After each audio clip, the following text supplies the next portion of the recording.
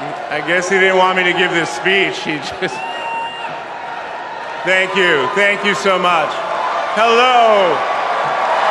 Thank you. Hello to my big, beautiful, blended family up there.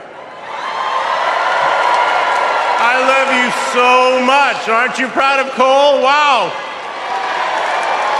And a special shout out to my mother. I see you. My mother is the only person in the whole world who thinks Kamala is the lucky one for marrying me. And to Kamala, who, well, we just saw where she is. She's out on the trail, listening to and talking with voters. Honey, I can't wait for you to come back to Chicago because we're having a great time here.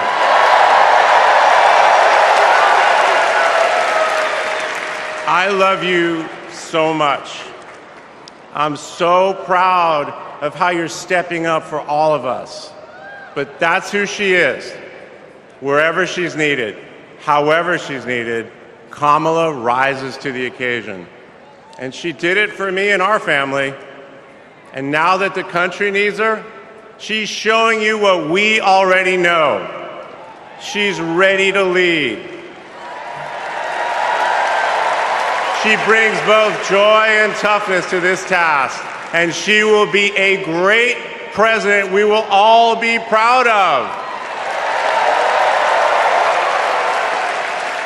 Now, I'm the son of two Brooklynites, Mike and Barb. They've been together almost 70 years. My dad worked in the shoe business in Manhattan, and he moved our family out to New Jersey. Where's New Jersey? I see you out there.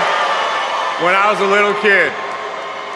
And in a lot of ways, I had a typical Jersey suburban childhood. I biked around the neighborhood. I took the bus to Hebrew school. And I rode to Little League practice in the way back of my coach's wood-paneled station wagon. And if we did well, we got to have a Slurpee after. In my neighborhood, everyone left their garage door open. Wherever you ended up at dinner time, that's the family that fed you. Everyone took care of everyone else. And the guys I grew up with are still my best friends. The group chat is active every day, and it's probably blowing up right now, guys. When my dad had to get a new job, we moved across the country to LA. Money was tight. Hey, California.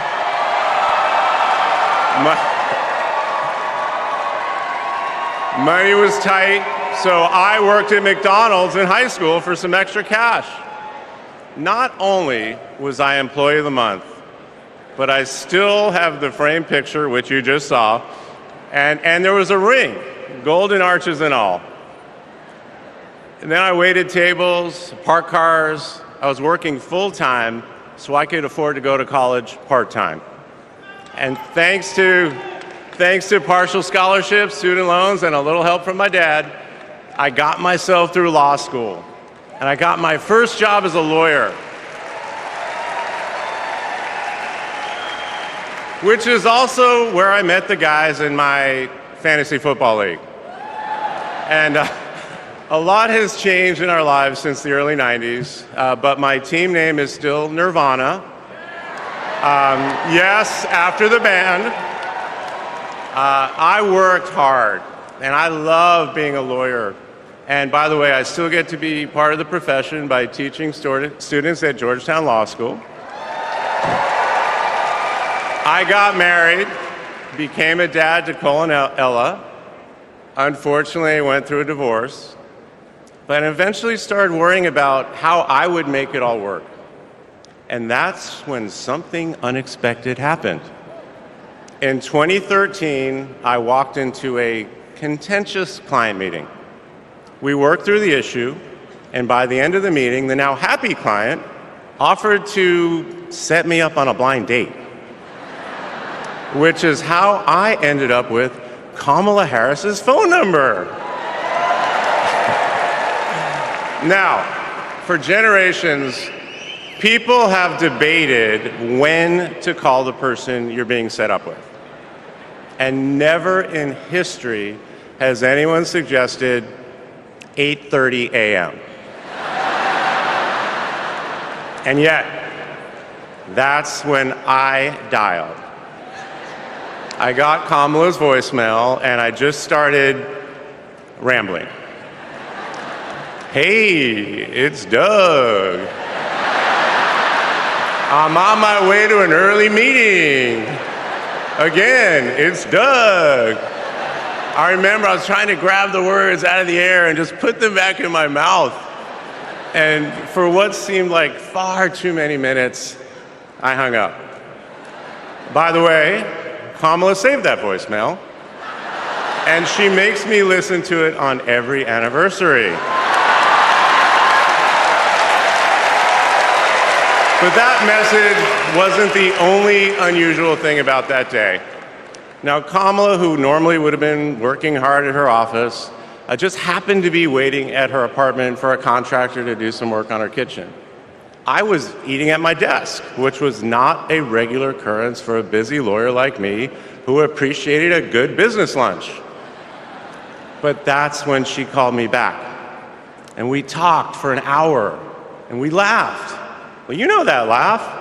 I love that laugh.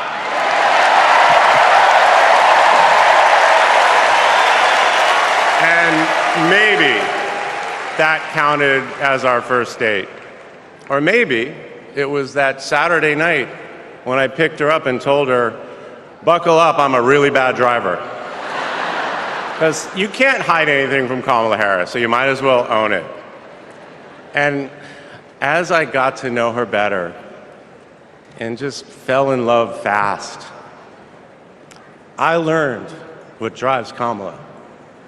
And it's what you've seen over these past 4 years, and especially these past 4 weeks. She finds joy in pursuing justice. She stands up to bullies just like my parents taught me to. And she likes to see people do well, but hates when they're treated unfairly. She believes this work requires a basic curiosity in just how people are doing. Her empathy is her strength. Over the past decade, Kamala has connected me more deeply to my faith, even though it's not the same as hers. She comes to synagogue with me for high holiday services, and I go to church with her for Easter. I get to enjoy her mom's chili relleno recipe every Christmas, and she makes a mean brisket for Passover. It brings me right back to my grandmother's apartment in Brooklyn. You know, the one with the plastic-covered couches. But Kamala has fought against anti-Semitism and all forms of hate her whole career.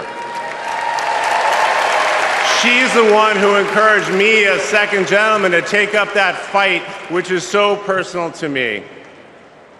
And those of you who belong to blended families know that they can be a little complicated. But as soon as our kids started calling her Mamala, I knew we'd be okay. Ella calls us a three-headed parenting machine. Kamala and Kirsten, thank you both.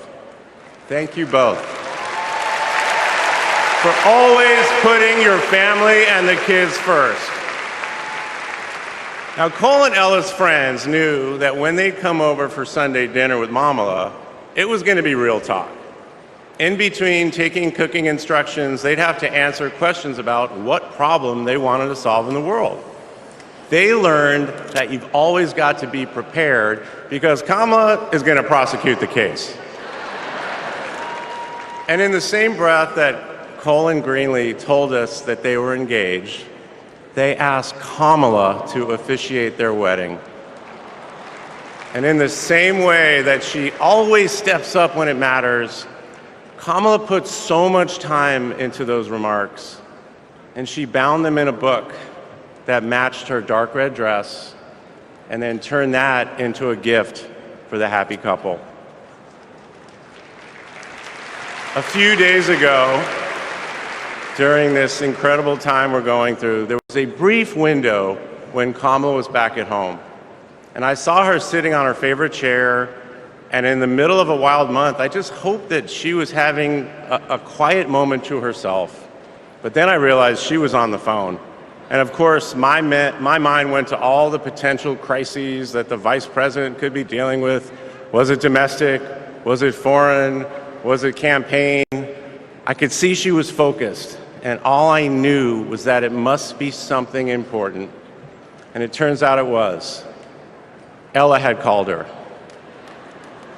That's Kamala. That's Kamala.